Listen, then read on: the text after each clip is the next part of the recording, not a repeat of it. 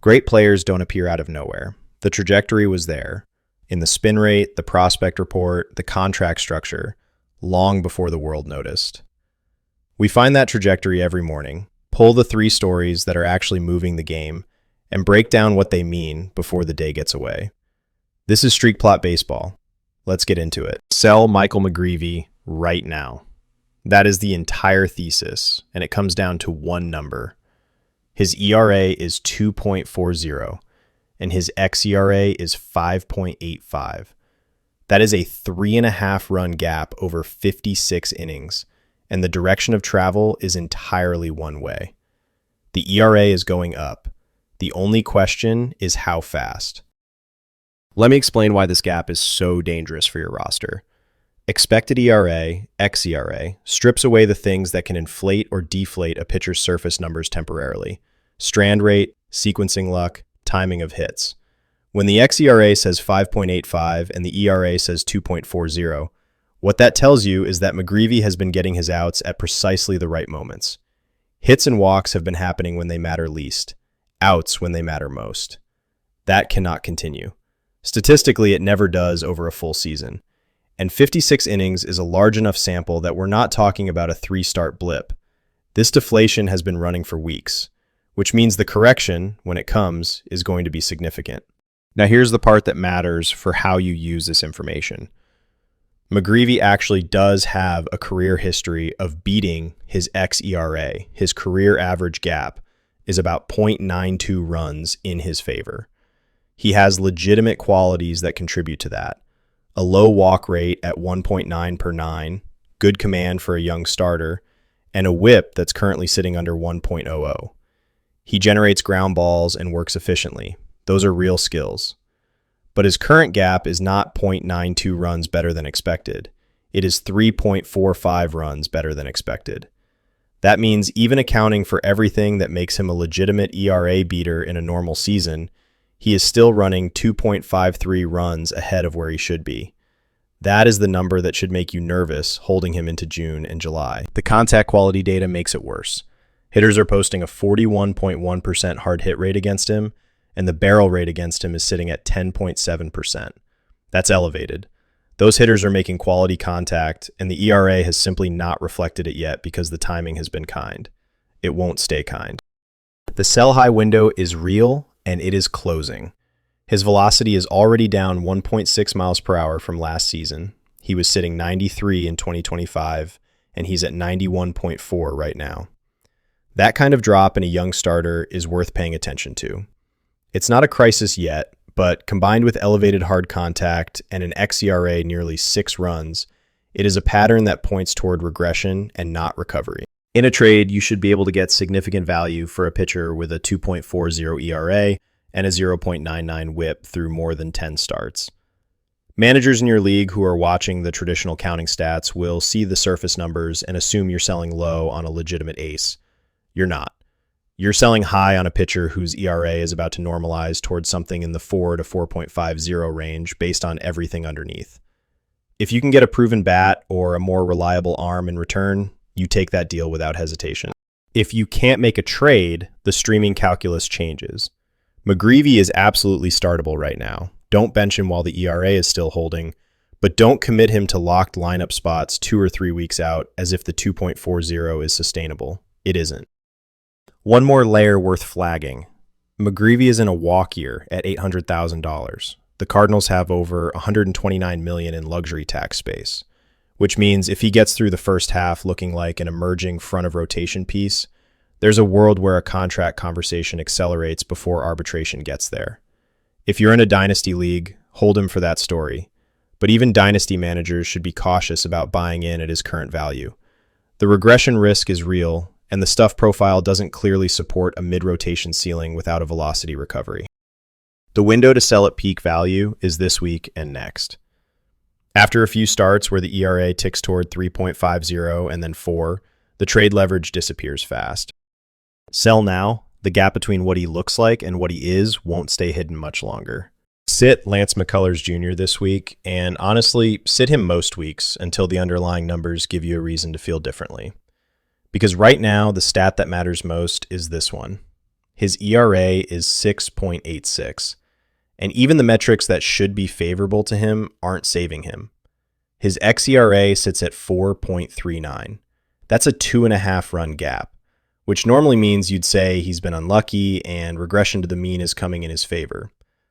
The problem is that even the number he's supposed to regress toward, 4.39, is not a pitcher you're starting in competitive fantasy formats when better options exist. And the contact quality data makes it worse. 50.5% hard hit rate against him, an 8.6% barrel rate. Hitters are not fooling him. They're squaring him up, and the ERA is going to get uglier before it gets better. Here's the fuller picture, and this is the part that separates a one bad stretch story from a real trend. McCullers has an ERA that has drifted upward over his career. His home run rate per 9 innings has been climbing for years. Career average is 0.92, and right now he's sitting at 1.61. That's not a blip. That's a pitcher whose stuff is getting hit harder as he ages, and given that he's been one of the more injury-prone arms in baseball over the past several years, the workload concerns compound everything else.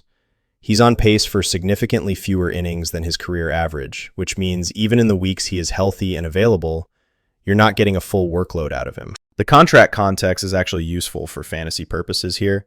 This is a walk year for McCullers at $17 million annually. Walk year pitchers pitching to save their next contract tend to push their pitch counts, which is relevant when you look at his 115 pitch per start average over the last 30 days.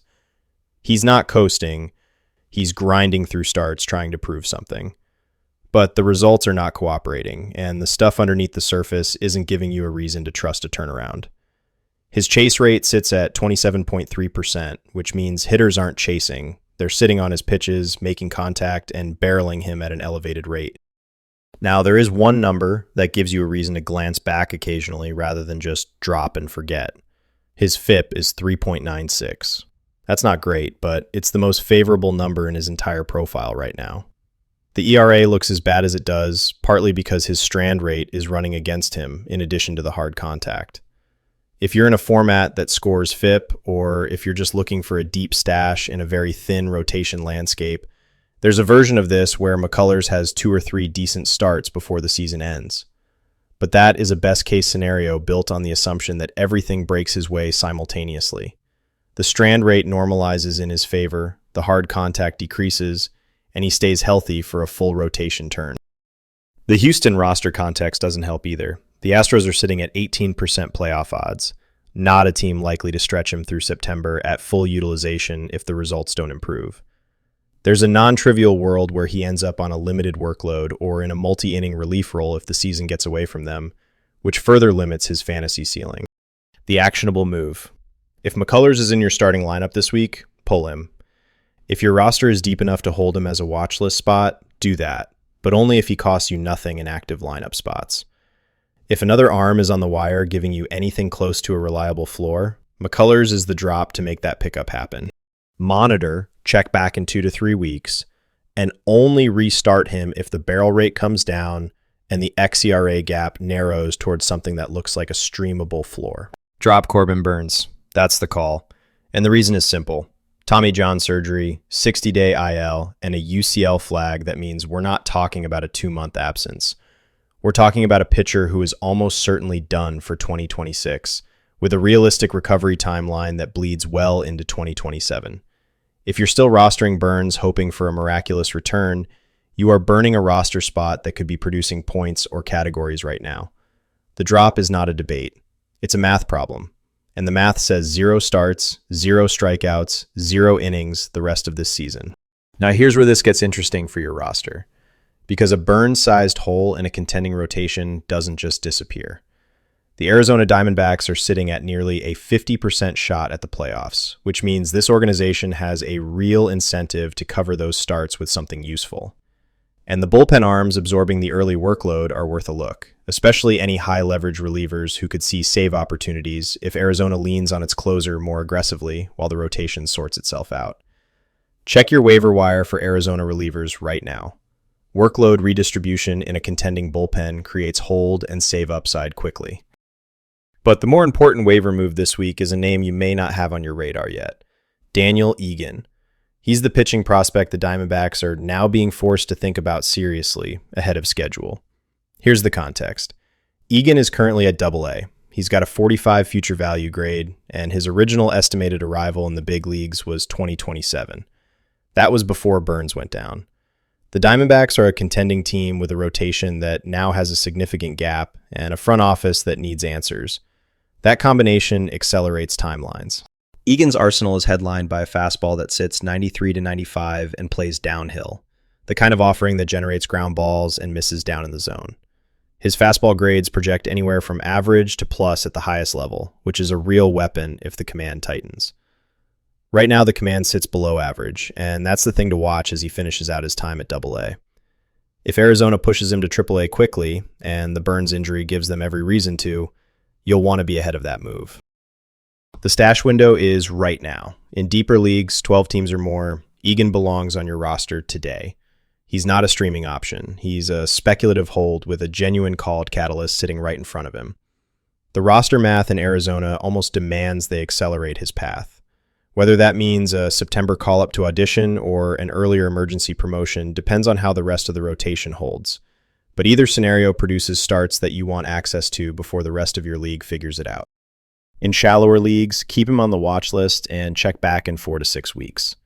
If Arizona's rotation continues to struggle and Egan keeps missing bats at Double-A, the promotion chatter will get loud fast. One more thing on the Burns drop. If you're in a dynasty or keeper format, the Tommy John flag changes his long-term value significantly. Not necessarily a cut in a dynasty, but absolutely a player you're buying from panicked managers at a steep discount if someone else wants out. His ceiling is still real if he recovers clean, and deep dynasty managers who can stash him on an IL spot should consider holding. For redraft, he's gone. Move on, work the Arizona bullpen for short-term holds, and get Egan on your roster before the call-up chatter spikes his pickup percentage. Act now on the drop, and the Egan stash. Arizona's rotation situation is only going to get louder as the weeks go on. That's the read on the day.